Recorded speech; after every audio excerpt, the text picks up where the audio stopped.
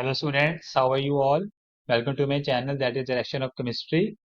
तो बच्चा आज का जो हमारा टॉपिक है, जैसे हमने लास्ट जीओसी के 5 लेक्चर की वीडियो अपलोड हो चुकी है आपके लिए बच्चा। तो फिफ्थ लेक्चर में हमने लास्ट में कहा था वी डिस्कस अबाउट रेजोनेंस हमने किया था वहाँ पे। इसमें एक पार्ट था condition for resonance, what is conjugation part use हुआ था। आपको बताना है कंजुगेशन किस तरह से हो सकती है जिससे आपको रेजोनेंस और ज्यादा क्लियर अप होंगे। ठीक है, देखिए पहले तो कंजुगेशन हो सकती है, हम कह सकते हैं एग्जाम्पल्स कर रहे हैं कंजुगेशन की ना। ठीक है, we just discuss on the examples here. Examples of conjugation.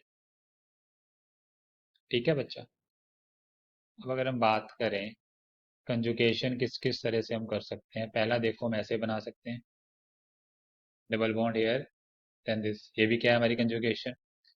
या कंजुगेशन हमारा ऑक्सीजन इन्वॉल्व हो सकते हैं यहाँ पे, अगर हमारा कार्बोकटायन हो पॉजिटिव चार्ज हो, इसमें भी कंजुगेशन हो सकती है। हम पहले डिस्कस कर चुके हैं sp2 ऑर्बिटल्स का सी का वेकेंट होगा, ऑक्सीजन के वो पी ऑर्बिटल से इट कैन कॉज कंजुगेशन। ठीक है, ओवरलैपिंग कर सकता है, पाई बॉन्ड बना सकता है। Got it students. या कंजुगेशन हम ऐसे भी कर सकते हैं, देखिए 1 2 दिस, यहाँ पे डबल बॉन्ड लगा दिए, ये भी कंजुगेशन पॉसिबल है। ठीक है, या कंजुगेशन हम ऐसे भी कर सकते हैं 1 2 3, यहाँ पे पॉजिटिव चार्ज और यहाँ पे डबल बॉन्ड, ये भी कंजुगेशन है।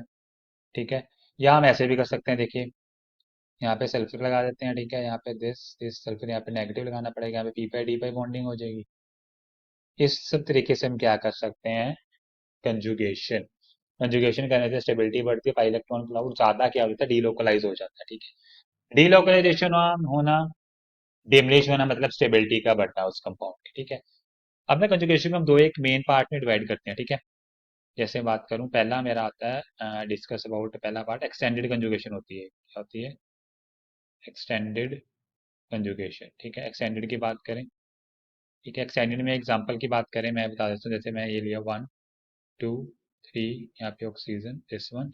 ठीक है, हेयर हेयर। ठीक है, यहाँ हम इसमें बात कर सकते हैं, we talk about another example, ऐसे कर देते हैं 1 2 3 4, यहाँ पे डबल बॉन्ड, यहाँ पे ओ लगा दें, here double bond and here, ये कंजुगेशन। क्योंकि देखो ना, ये कंजुगेशन ना एक डायरेक्शन में जाएगी इस तरह से, और ये एक्सटेंडेड कंजुगेशन में क्रॉस की एक कुछ सेकंड होती है, क्रॉस साथ में बता देते हैं, क्लियर हो जाएगी। क्रॉस कंजुगेशन की अगर मैं बात करूँ तो क्रॉस में क्या होता है, देखिए मैं एग्जांपल से क्लियर होगा। क्रॉस में मैंने ये लिया 1 2 3, डबल बॉन्ड यहाँ पे ऑक्सीजन। अब देखिए ये कंजुगेशन इस साइड भी जा सकती है, इस साइड भी जा सकती है, क्रॉस। ठीक है, ये गॉट इट। बोथ साइड पे कंजुगेशन हम ऐसे कर लेते हैं, एग्जांपल और 1 2 3 4, डबल बॉन्ड डबल, ये होगी इस साइड भी जा सकती है, इस साइड भी जा सकती है, ये क्या होगी, क्रॉस कंजुगेशन। रिमेंबर ये होगी मेरी क्रॉस कंजुगेशन, ये होगी मेरी एक्सटेंडेड कंजुगेशन। डिफरेंट एग्जांपल से क्लियर हो जाएगा। ठीक है, फिर बच्चा एक क्रॉस कंजुगेशन होती है, एक एक्सटेंडेड कंजुगेशन होती है। ठीक है, दोनों में से अगर हम स्टेबिलिटी की बात करें तो आप देख सकते हैं, एक्सटेंडेड कंजुगेशन क्या है, इलेक्ट्रॉन की डिस्पर्शन होगी एक ही डायरेक्शन, बट क्रॉस में क्या होगी, इलेक्ट्रॉन की डायरेक्ट जो कंजुगेशन होगी या इलेक्ट्रॉन की जो डिस्पर्शन होगी वो बाई डायरेक्शन में होगी। अल्टीमेटली यूनी वाली ज्यादा स्टेबल होगी क्योंकि वो ज्यादा अच्छी तरह से होगी। अगर एक चीज को हम दो हिस्सों में बांट दें तो अल्टीमेटली स्टेबिलिटी कम हो जाएगी, एक चीज को एक वे में जा रही है तो अल्टीमेटली स्टेबिलिटी बढ़ जाएगी। तो हमें कह सकते हैं कि क्रॉस कंजुगेशन जो होती है, या जो जो एक्सटेंडेड कंजुगेशन है, एक्सटेंडेड कंजुगेशन जो extended which is unidirection in nature is more stable than cross conjugation which is bidirection in nature. Cross conjugation से वो ज्यादा स्टेबल है। ठीक है, इज इट क्लियर बच्चा? प्रॉपरली हम धीरे धीरे कर रहे हैं। कोई डाउट हो बच्चों, you can ask in the comment section, I will be there for you. ठीक है स्टूडेंट्स, तो ये थे हमारे आज के टॉपिक में, हमें डिस्कस किया क्रॉस और एक्सटेंड कंजुगेशन। नेक्स्ट हम छोटी सी बात डिस्कस कर लेते हैं, जैसे हमने कंडीशन की रेजोनेंस की, वैसे हमें पता होना चाहिए कि रेजोनेंस स्ट्रक्चर बनाने के रूल्स किस तरह से हम बना सकते हैं। Just we now discuss about rules. क्या डिस्कस करेंगे? रूल्स। रूल्स किसके? For drawing resonating structures are as. ठीक है, rule for drawing resonating structures. ठीक है, जैसे हम रूल की बात करें, सबसे पहले तो ना सिंपल सा छोटी सी बात है, पहला रूल तो सिंपल सा है कि माइंड में हर एक स्ट्रक्चर वैलिड होना चाहिए। Each structure must be valid, ये बात तो पक्की बता दी, सभी स्ट्रक्चर क्या होनी चाहिए, मस्ट बी वैलिड। वैलिड ना हो तो क्या फायदा नहीं, कहोगे सर वैलिड हमें तो समझ ही नहीं आ रहा है, तो थ्योरी वाली बात होगी, ये अपनी थोड़ी है पेपर। समझना समझाओ हमें, तो समझाने एग्जाम्पल से क्लियर होगा। देखिए ऐसे मैंने कौन से किया, इथीन ले ली NO2 की, ठीक है, ध्यान दीजिए ये दिस इज नाइट्रोजन, यहाँ पे ऑक्सीजन, यहाँ पे NO2 होता है, इस यहाँ पे नेगेटिव चार्ज, ठीक है, तो इस नाइट्रोजन पे क्या है, पॉजिटिव चार्ज। तो इसमें अगर हम देखें, रेजोनेंस करते हैं, ठीक है, तो ये जो होगा हमारा बॉन्ड यहाँ पे शिफ्ट होगा, ठीक है, तो पूंछ पे इस चीज, पूंछ पे पॉजिटिव चार्ज, जहाँ पे एरो वहाँ पे नेगेटिव चार्ज, यहाँ पे भी है, वहाँ पे इलेक्ट्रॉन शिफ्ट होंगे, ठीक है। स्ट्रक्चर किस प्रकार से बनेगा, ध्यान दीजिए, ड्रॉ है इस डबल बॉन्ड यहाँ पे NO नेगेटिव, ठीक है, यहाँ पे क्या होगा, क्योंकि अगर ये शिफ्ट हुआ तो ये भी शिफ्ट होगा ना, ऐसे कंजुगेशन होगी, यहाँ पे O पे आपके क्या आ गया, नेगेटिव, तो ये स्ट्रक्चर बन गया आपका, एक ना इस तरह से, जहाँ से गया पूंछ पे पॉजिटिव। तो इस तरह से नाइट्रोजन के पास जो इलेक्ट्रॉन्स आए, ठीक है ना, वो शेड यहाँ पे है, तो यहाँ पे क्या आ गया, पॉजिटिव। अब देख, ये स्ट्रक्चर बना, ठीक है, स्ट्रक्चर ये दिख रहा है कि भैया हो सकता है, मैं ऐसे भी तो कर सकते हैं, या भैया आप जो कंजुगेशन करो कि ये पॉजिटिव वाला जो है ना इस तरह से बन जाए, देखो ध्यान, स्ट्रक्चर एक ऐसे भी बन सकता है, 1 2, यहाँ पे नाइट्रोजन, यहाँ पे ऊपर double bond as it is ही रहे, वो सीधा वो शिफ्ट हो जाए, वो नेगेटिव, और यहाँ पे मैं डाल दूँ डबल।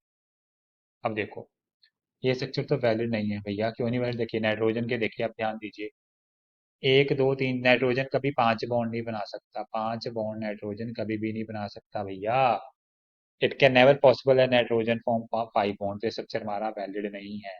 पहला हमारा बनाने का तरीका कि हमारे स्ट्रक्चर वैलिड होने चाहिए, ठीक है। सेकंड रूल की बात करें, अगर हम सेकंड रूल क्या कहता है हमें, वो रूल हमें ये सिखाता है कि each resonating structure must have same number of unpaired electron, सभी स्ट्रक्चर के पास नंबर ऑफ अनपेयर्ड इलेक्ट्रॉन क्या होने चाहिए, सेम होने चाहिए बच्चा। एग्जाम्पल से क्लियर करते हैं, ठीक है, सपोज करो मैंने एक स्ट्रक्चर बनाया इस तरह से, ध्यान दीजिए, 1 2 3, दिस एक स्ट्रक्चर बना।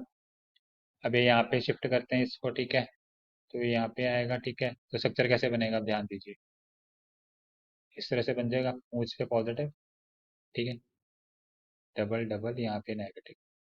अब इस पे अनपेड इलेक्ट्रॉन कितने हैं, पहले वो अनपेड इलेक्ट्रॉन इस पे कितने हैं, 0, इससे भी अनपेड तो कोई भी नहीं है, अनपेड इलेक्ट्रॉन कितने हैं, 0, तो अगर माइनस चार्ज चार्ज चार्ज है तो इलेक्ट्रॉन पेयर्ड अप के पड़े होंगे, ठीक है, गॉट इट। अब ऐसे करें अगर, भैया ऐसे भी तो हो सकता है ना, 1 2 3, एक एक इलेक्ट्रॉन गया हो, फ्री रेडिकल्स, ठीक है। अब यहाँ पे देखिए अनपेड इलेक्ट्रॉन 0 नहीं है, ठीक है, मतलब कि मेरा रूल क्या कहता, सभी स्ट्रक्चर में अनपेड इलेक्ट्रॉन सेम होने चाहिए, तो ये दोनों तो वैलिड है, बट ये स्ट्रक्चर वैलिड नहीं है। इज इट क्लियर बच्चा, प्लीज बच्चा किसी को doubt you can ask me in the comment section, I would be there for you, ठीक है। थर्ड और इंपॉर्टेंट रूल क्या कहता है, तो कहता है कि पोजीशन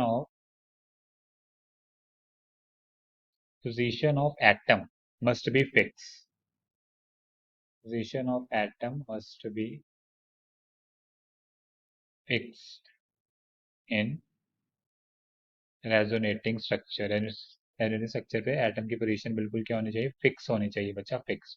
सपोज करो हम ऐसे करेंगे, we take an example, a RC double bond O, ठीक है, यहाँ पे CH2 और एक HS है, हम क्या करें अब हम, बट वी कैन डू, हम कहते हैं कि भैया ये वाला बॉन्ड यहाँ पे कर दो और H को यहाँ पे कर दो, देखो भैया इस प्रकार का बन जाएगा, RC डबल बॉन्ड CH2 और यहाँ पे OH, एक केस है कीटोनॉल फॉर्म करोगे आप आगे जाके, बट ये रेजोनेंस में ये चीज वैलिड नहीं है, हाइड्रोजन यहाँ पे था तो मैं यहाँ पे नहीं लेके आ सकता, got it. The position of atom must be fix, ठीक है, गॉट इट। लास्ट रूल हम देखते हैं भैया, लास्ट रूल, लास्ट रूल में क्या कहता है कि resonating structures having opposite sign या ऑपोजिट चार्जेस, ये कह सकते हैं opposite charges, having opposite charges on adjacent atom can be neglected, on adjacent atom